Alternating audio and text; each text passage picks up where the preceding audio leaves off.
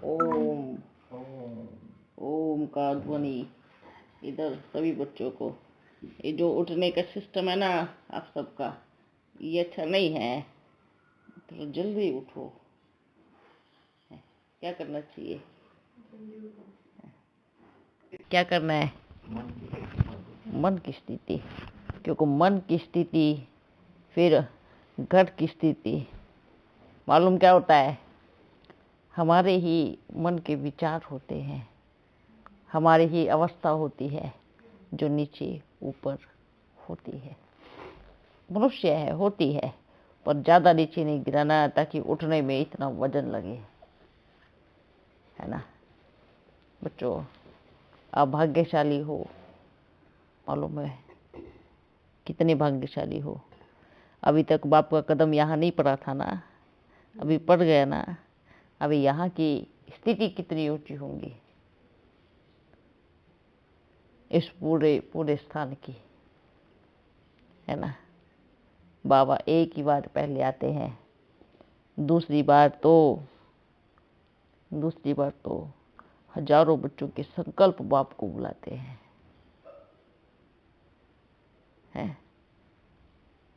तो यहाँ पर भी बहुत अच्छी सेवा आप बच्चों को करनी है, पर उससे पहले हमारे मन की स्थिति मजबूत करना है। समझ में आया? समझ में आया ना? क्या करना है? क्या करना है? मन की स्थिति। मन की स्थिति में हम किसी को, दूसरे को याद करते हैं। दूसरे की याद मन की स्थिति नहीं बनाती। मन की स्थिति बनाती है तो बाप की याद, और फिर जैसे बाप की याद होती है तो घर अपने आप पावन हो जाता है, मन अपने आप पावन हो जाता है। क्योंकि मनुष्य की याद गिराएंगी और बाप की याद क्या करेंगी? ऊपर उठाएंगे। तो अपने को क्या करना है? ऊपर उठना है, नीचे जमीन में आना है। क्या करना है? नीचे जमीन का मतलब क्या होता है? स्थिति के ऊपर। अगर इधर से हमारी स्थिति पावरफुल है और हमारा बुद्धि इधर नहीं जा रहा, देह की तरफ नहीं जा रहा, देह की मिट्टी की तरफ नहीं जा रहा, तो हम ऊंचे हैं। ऊंचाई का मार्ग होता है इधर से। जो यहाँ बैठ गया उसकी ऊंचाई निश्चित है। जिसने यहाँ छोड़ करके इसके नीचे देखना शुरू कर दिया, तो फिर स्थिति कैसी होंगी? गिरावट। मस्तक कहते हैं ना, आज भारत भी मस्तक के लिए लड़ रहा है। कौन सा मस्तक के लिए? कश्मीर हमारा, जम्मू हमारा, लड़ रहे हैं ना। भारत, एक पाकिस्तान, हिंदुस्तान आपस में किस चीज के लिए लड़ रहे हैं? मस्तक के लिए। क्यों लड़ रहे हैं? क्यों? क्योंकि मस्तक को ही ऊंचा स्थिति कहा गया है। जिसके अंदर में मस्तक आ गया उसके अंदर में सब आ गया, वो राजा है। ठीक है? क्या है? जिसके अंदर में मस्तक आ गया उसके अंदर में सब आ गया, और वो क्या बन गया? और बाबा ने क्या कहा? बच्चे, जब सबका मस्तक उनके अंदर में आ जाएगा तभी सभी भारत पर विजय प्राप्त कर सकते हैं। तो सारी कर्म इंद्रियों को क्या करना है? क्या करना है? कंट्रोल करना है। अच्छा बच्चों, अपन बस मिलने आए, देखने आए, जैसे आपको बताते हैं लौकिक दुनिया के हिसाब से अगर किसी के अंदर भूत आ जाता है तो क्या होता है? फिर क्या होता है? उनको कैसे करते हैं? इलाज कराने लेके जाएंगे, है ना। कोई फिर उनको पिटाई करेगा, कोई डंडे से मारेगा, कोई जूते से मारेगा, तो निकलेंगे बाहर। अगर हम भूतों के बारे में सोचते रहेंगे तो वो तो आएंगे ना। क्योंकि सोच क्या है? आह्वान है। और जिस चीज का आह्वान करो वो आता है। इसलिए बाबा ने क्या कहा? आह्वान करो बाप का कि सारी शक्तियों की पेटी लेकर के मेरे घर में आ रहा है और मेरे घर में सुख, शांति, प्रेम, आनंद की पेटी अच्छे से लगा रहा है ना। और मैं भी उन पेटी में से निकाल के सबको क्या दे रही हूँ? सुख दे रही हूँ, शांति दे रही हूँ, प्रेम दे रही हूँ, खुशी दे रही हूँ। तो खजाना आपके पास ही है। आह्वान किसका करो? है ना। जैसे कोई सामान लेने के लिए कोई आता है और आपके घर में सामान रख के चला जाता है, तो ऐसे करो, हमारा बाबा बड़ा खजाना लेकर के एक बैग लेके आया, उसमें सारी खजाने लेके आया, हमारे घर में रोज दस्तक देता है। ठीक है, सुबह सुबह देता है वो भी, क्योंकि सुबह सुबह उसके पास माल ज़्यादा होता है।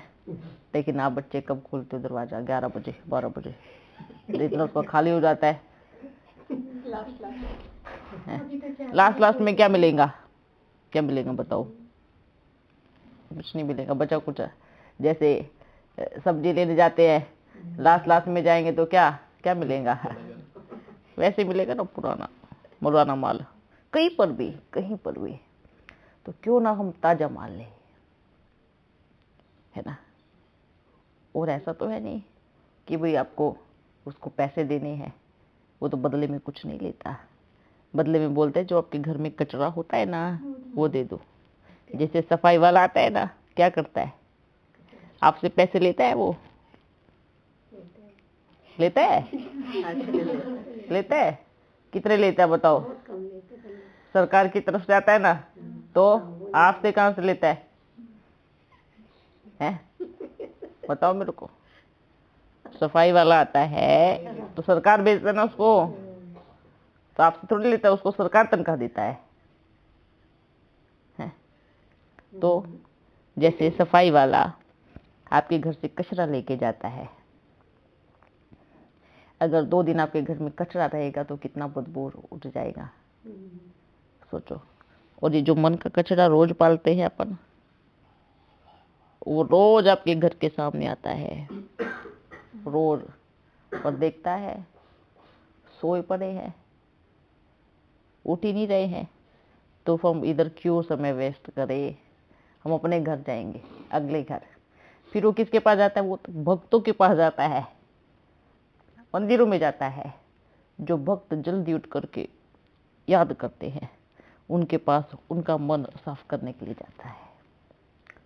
इसलिए बोलते हैं प्रभात कि रोज हमारा बाबा एक पेटी लेके आता है और अच्छा बांट करके खराब लेकर के चला जाता है। अब अगर आप समय से नहीं जगे तो फिर वो किसी और के पास चला जाता है। ठीक है बच्चे? ओके, हाँ, समझ में आया सबको? ये क्या बनाया हुआ है इसको? क्या करने वाला है इनके साथ? ये बीमारी का घर है। क्या है ये? पैसा तो करने का है, नहीं काटना भूल गया। भूल गए? बिल्कुल गंदे। आज के बाद अभी इसको साफ करना पकड़ो, ठीक है? कभी देखा देवताओं के नाखून बड़े बड़े होते हो, और आप किसके बच्चे हो? देवता बनने वाले हैं ना अपन सब।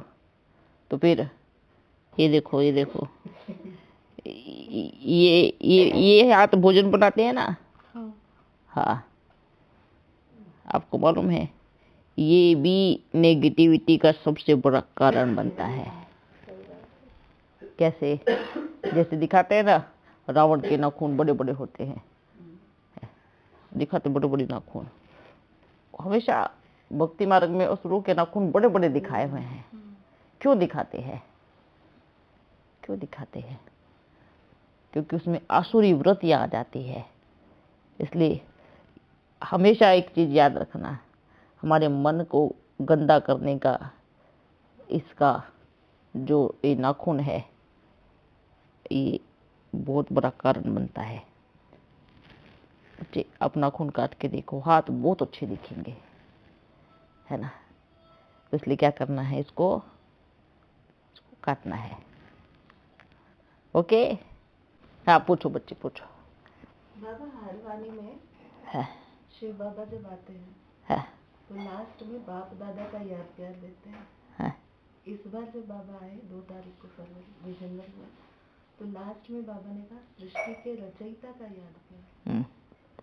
तो क्या रहस्य है? ऐसा कुछ नहीं। हाँ जी। क्या रहस्य क्या? अरे उसने बोल दिया सृष्टि के रचयिता का याद प्यार, ये तो बहुत बड़ी बात है। नहीं तो पूरी वाणी सुनी, लेकिन ध्यान उस आखिरी वाक्य पे केंद्रित हो गया। ये आपका नहीं, ये मेजोरिटी बच्चों का आखिरी वाक्य पे ध्यान है। हाँ ये मेजोरिटी बच्चों का ही, सृष्टि का रचयिता, वो भी पहली बारी सृष्टि का रचयिता। क्योंकि किसी अव्यक्त वाणी में भी कभी नहीं सुना। हाँ अभी तक की जितनी वाणियां चली उसमें भी नहीं आया। क्योंकि बच्चे आने वाला समय आप देखना, ऐसा साक्षात्कार का पाठ चलने वाला है, ऐसा कि बच्चों को देखते देखते उनकी आंखों से शरीर ओझल होके वही दिखाई देगा। ये पूरे जो शरीर का आकार है वो परिवर्तन होता हुआ दिखाई देगा। तो अपने आप बाप ने तो बोला है, बाप ने तो ये वाणी में बोला है, आने वाले समय में लाखों बच्चे अपने मुख से बोलेंगे सृष्टि का रचयिता आ गया, अपने मुख से। ठीक है। किसका बाबा? मेरा बाबा आ गया, है ना। ठीक है। आपके मन में अगर आपने उस वाणी के लिए कुछ और तैयारी करके रखी हो, कुछ और सोच के रखा हो, तो बल आप सोचो अपने हिसाब से, किंतु ये बाप के हिसाब से कि वो सृष्टि का रचयिता है। और पहली बार बाप ने बोला, अपन को बड़ी खुशी हुई। और दूसरी बात ये है कि बाप ने पहली बार याद प्यार में बोला है कि सृष्टि की रचयिता का याद प्यार। वैसे तो बाबा हर बारी बोलते हैं कि आपसे सृष्टि का रचयिता मिलने आया है। साकार में बाबा ने कितनी बारी बोलता है सृष्टि का रचयिता। उस घड़ी, उस पल बाप, वो 2 शब्द, क्योंकि कहते हैं ना बाबा जब आते हैं ना पूरी सृष्टि को लेकर के ही आते हैं, छोड़ के नहीं आते। और वो इधर आएंगे, बात करेंगे, पर जो कारोबार है वो ऑटोमेटिकली चलता रहेगा। जो मनोकामनाएं हैं वो पूरी होती रहेंगी, जो भी श्रद्धालु है उनकी सुनता रहेगा। ये सब चीजें ऑटोमेटिकली चलती है। ठीक है। ये बाप की कमाल है। ये ऐसी एक मशीनरी है जो अपने आप ही सेट बनी हुई है और घूमती रहती है ना। आप बच्चे क्या कहते हो, बाबा मेरे घर में आए तो सिर्फ मेरा ही है? नहीं, तो यहाँ बैठ करके भी सब कुछ कर रहा है ना। अरे वाह, आपके पास पहुंच गया ये। अरे वाह।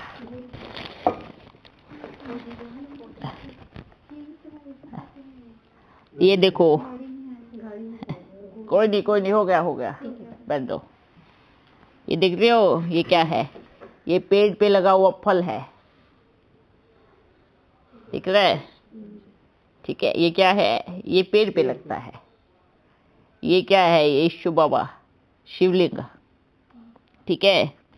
इसके ऊपर सांप दिया है, इसमें ओम लिखा है, शंख है, बेलपत्र है, त्रिशूल है, इस एक फल में। देखना चाहेंगे सब? ये लो, दिखाओ, सबको दिखाओ। हाँ। और ये क्या है? रुद्राक्ष है। ये रुद्राक्ष है।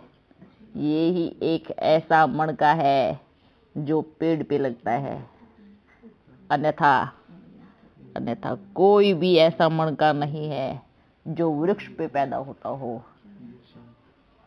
इसलिए शिव परम पिता परमात्मा की देखो, सब देखो, उसमें देखो, दिखा कुछ? ये प्रकृति की वाणी है।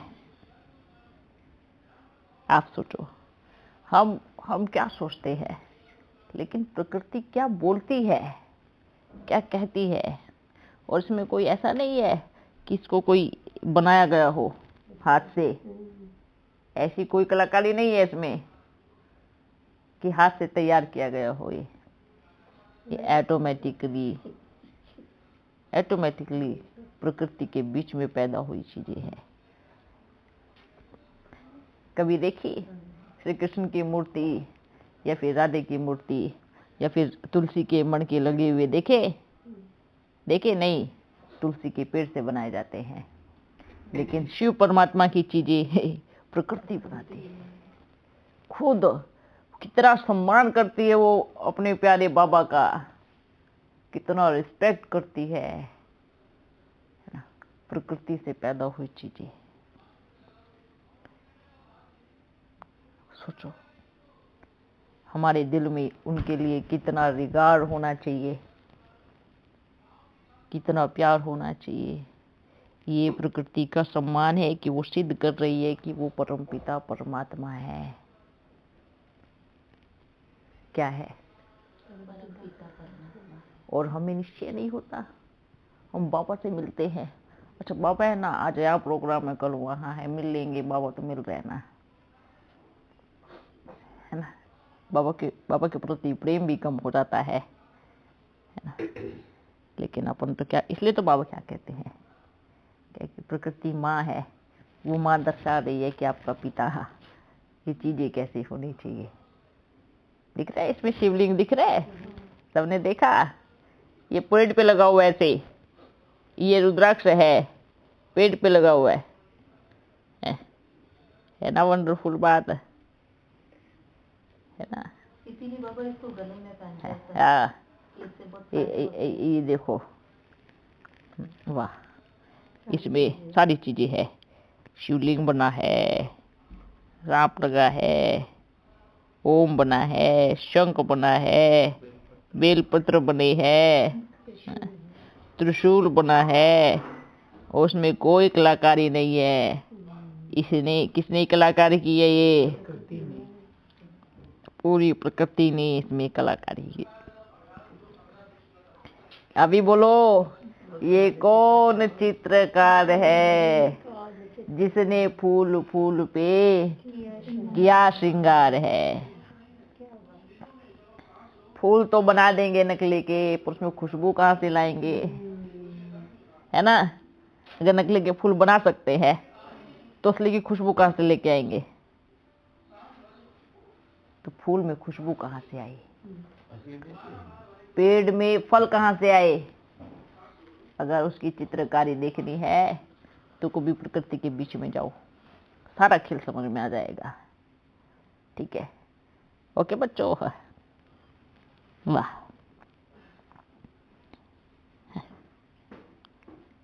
ये रखो, ठीक है? ओके बच्चों, फिर मिलेंगे। ये है सृष्टि का रचयिता। मेरे को बड़ी खुशी, क्योंकि अपन ने कितनी बार बोला है बच्चे, आपको अभी तो ये पहला सीन दिखाई दिया होगा ना। अभी तो प्रकृति में ऐसे ऐसे राज छुपे हैं, ऐसे ऐसे रहस्य छुपे हैं। जितना देखते जाओगे उतना खुलता जाएगा। ठीक है? कई जगह पे फिर वो देवी देवताओं की मूर्तियां भी निकलती है। हाँ, वो मूर्ति निकलती देखो, जमीन में से। जो जमीन में से निकली वो हमने बनाई, जो ऊपर से उगी पेड़ से पर उस मिट्टी से ही वो कृष्ण की मूर्ति बनती रहती है, ऐसे बनती है। तो वो मिट्टी से नहीं, क्योंकि कई बार क्या होता है ना, ऐसी मूर्तियां बना करके भक्ति मार्ग में जब परिवर्तन होता तो सारी मूर्तियां नीचे दब जाती है। ठीक है? और मूर्ति भी बन जाती है अगर मानव प्रकृति ने बनाई भी है तो उसमें जैसे पानी से घिस घिस के वो चीजें बन जाती है। जैसे शिवलिंग कैसे बनते हैं, पानी के भाव से कभी पत्थर इधर लगेगा, कभी उधर लगेगा, कभी ऐसी शेप में आएगा, कभी वैसी में आएगा, तो कितना बढ़िया उसमें शिवलिंग बन जाता है ना। जैसे प्रकृति ने ये दिया, ठीक है, बनाया है ना, बस इस पे थोड़ी सी क्या की, पॉलिश की। ओके, ऐसे ही हमारी सोने की द्वारका भी कैसी है, बनी बनाई है। उस पे थोड़ी बच्चों को क्या करनी है, पॉलिश करनी है। क्या करनी है, पॉलिश करनी है। देखो नीचे से जो निकली, पर जो पेट से उग रही है वो देखो, वो फल। अच्छा, आपने कभी देखा कि रुद्राक्ष का बीज दिखाई दिया हो कहीं पर? ढूंढ के दिखाओ पूरे संसार में, रुद्राक्ष का बीज आपको कहीं नहीं मिलेगा। इसमें बीज नहीं होता? बिल्कुल नहीं होता। इस मणके को आप कहीं डाल तो मणका ही रहेगा, उगेगा नहीं। हाँ, कैसे बनता है बाबा? कैसे? वही तो प्रश्न तो वही है। इसका रुद्राक्ष का कहीं बीज नहीं होता, ठीक है? क्या नहीं होता? बीज नहीं होता। जो खुद ही बीज है उसका क्या बीज होगा, है ना। ये दर्शाता है। आपको तुलसी का बीज मिलेगा, हर किसी का बीज मिलेगा, पर रुद्राक्ष का नहीं, क्योंकि उसको प्रकृति ऑटोमेटिकली अपने आप ही वो उगता है। जैसे रुद्राक्ष का पेड़ अपने आप ही उगता है, ऐसे अपना शिव परमात्मा अपने आप ही उगता है, स्वयंभू। हाँ, रुद्राक्ष, क्योंकि ये आपको अंतिम घड़ियों में ही देखने को मिलेंगे, क्योंकि महाकाल का प्रतीक ही रुद्राक्ष को बोले जाता है, ठीक है। इसके बहुत रहस्य है। अभी समय की समाप्ति, फिर मिलेंगे। अभी कहीं नहीं जा रहे अपन। ये पूरा रहस्य आप बच्चों को सामने रख के तभी अंतिम समय में अपनी यात्रा पर जाएगा, ठीक है। पर देगा थोड़ा थोड़ा। खाना एकदम से खिला दिया तो उल्टी हो जाएंगी ना, बचेगा नहीं। मुझे ज्यादा खाना खाएंगे तो क्या करेंगे, ना खुद हजम कर सकते, ना पेट में रहेगा, फिर वो कहाँ जाएगा। इसलिए अपन को मालूम है बच्चों का पेट कितना बड़ा है, वो कितना देना है ना। जैसे छोटे बच्चे का पेट का मालूम माँ को पड़ता है ना, है ना।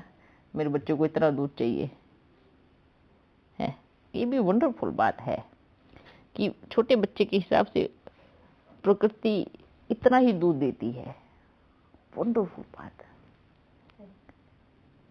उतना ही दूध, ना कम न ज्यादा होता है। जब छोटा बच्चा पैदा होता है तब माँ अर्थात ये प्रकृति उसको कितना दूध होता है, बस उतना ही जितना बच्चे का पेट भर जाए, है ना। ये रहस्य है वंडरफुल। जो कहते हैं हमने बाप को पूरी तरह से जान लिया, बाबा कहेंगे बिल्कुल नहीं जाना। हाँ, जब शरीर को अभी तक नहीं जाना तो बाप को कहाँ से जानेंगे। आत्मा परमात्मा का ज्ञान जान करके पूरे संसार का ज्ञान जान लिया, ऐसा नहीं होता है, ठीक है। अच्छा, सभी प्यारे प्यारे मीठे मीठे बच्चों को बाप दादा का बड़ा मीठा याद प्यार, ठीक है। फिर मिलेंगे, ओके। हाँ हाँ, पिया ना। अच्छा, ये अपन का है, ये सबको पिलाओ, ये सबको पिलाओ आप, ठीक है।